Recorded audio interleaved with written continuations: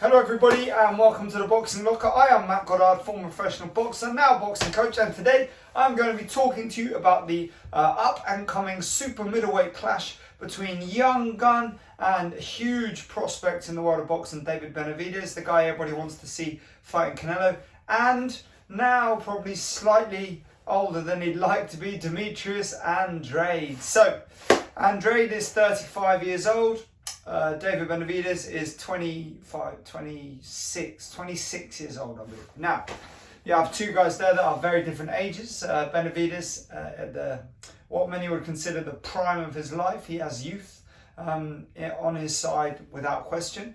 Andrade isn't too old. Don't get me wrong, I'm not suggesting he is too old. I'm just saying that that's a big age gap, and I believe that will have an impact.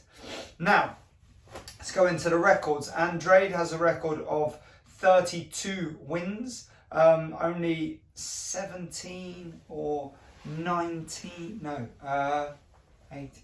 19. I believe he's only got 19 knockouts, which is still good, don't get me wrong, that's a good record, but he is not what you would consider a prolific puncher, certainly not for a division that tends to create quite a lot of big punchers.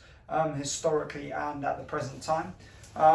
He doesn't really have any big wins. This is the thing, you know, he's got a couple of decent level fringe world contenders under his belt. No really big wins and no performances that would make people think, wow, this guy is unbeatable, you know, he's exceptional, this is crazy. He's very slick. He has a very smooth style. His movement is very fluid. He works well to body and head. I don't have an enormous amount I can compliment him on. I think he's probably done well to maintain the level he is at, considering the low level of opposition that he's been given throughout. Now, whether that's his own fault, whether that's down to the fact that he is what many people would consider as boring to watch, is another thing entirely. You know, I don't find boxers boring to watch. I think good boxing, clean boxing, stylistic boxing, I think is beautiful to watch. I like a chess match. I like watching footwork and head movement and defensive skills. I guess he doesn't offer enough entertainment value per se. To warrant the big fights, and a lot of the bigger names probably have looked away from him as a result of that. With that being said, I think when you're winning fights easily, you should be looking to stamp yourself a bit heavier on the opponent in the later rounds and try and look for some more late stoppages. Moving on to David Benavidez, the young gun, he's had a string of very, very well matched fights. I would say all of these fights are against opposition who have had very, very low levels of losses and quite a lot of good wins.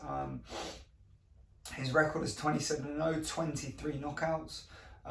He's coming off the back of beating Plant, Lemieux. He's also beaten Roma Angulo, Dirrell, and they're all good opposition. You know, they're sort of your fringe world level contenders. They're just a little bit above the guys that Andrade is beating.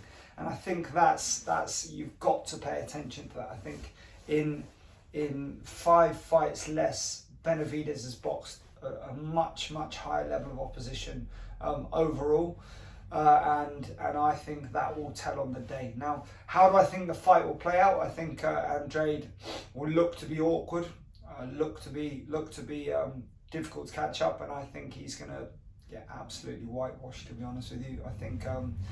I don't know whether this is a fan bias because I'm a big Benavidez fan, but I can't see Andrade getting away from Benavidez. I can't see him getting away from the shovel hooks and uppercuts when he tries to move his head. He's going to get hurt, he's going to get hit, he's going to walk into punches. He doesn't have anything in the tank to trouble Benavidez. I don't think he has anywhere near the power required to slow that man down. Benavidez will be naturally bigger. He'll be strong. He's got a great engine. He can throw a lot of punches. He has a good jab. He has very, very efficient defense. He's not enormously defensive, but when he does defend, he sets up his own punches very nicely with little slips, little rolls. He works well to body and head, and he's a very difficult man to make miss for a sustained period of time as a result of his punch volume and his punch selection. I think it won't go beyond 6. I think it may even be earlier than that, but I don't think it will go beyond 6. I think Andrade will look beat up. I think he'll get hurt. I think he might get dropped a couple of times, and I think we're going to see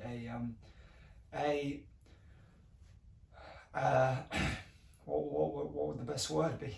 A demolition job, let's say. A demolition job from David Benavidez, which will set up nicely the Saul Canelo Alvarez fight, which is the fight that most of the boxing world want to see, and we really, really don't want to see Andrade derail that. If he does, I think Canelo would beat Andrade a lot easier than he would beat Benavidez. Stylistically, I think that matchup is an easier night for Canelo, and in spite of the fact that we know he's struggled with box movers in the past, I don't think he would struggle with Andrade. I don't think he has any power. He has nothing to put him off, and his movement isn't so good that Canelo can't cut the rhythm. Anyway, there we have it. I think David Benavidez wins within 6 by knockout / ref stops contest. He's gonna get beaten up. He's gonna take a lot of punches. He's gonna take a lot more punches than he's used to. I think he will come into the fight in the best shape he's been, but I don't think it's going to matter. I think Benavidez is taking this very seriously, and I'm looking forward to the fight. Let me know your thoughts in the comments below. Don't forget to like, subscribe, all that good stuff, and thank you to everybody who has subscribed already. I appreciate you. If you have any requests for content, please drop them in the comments below.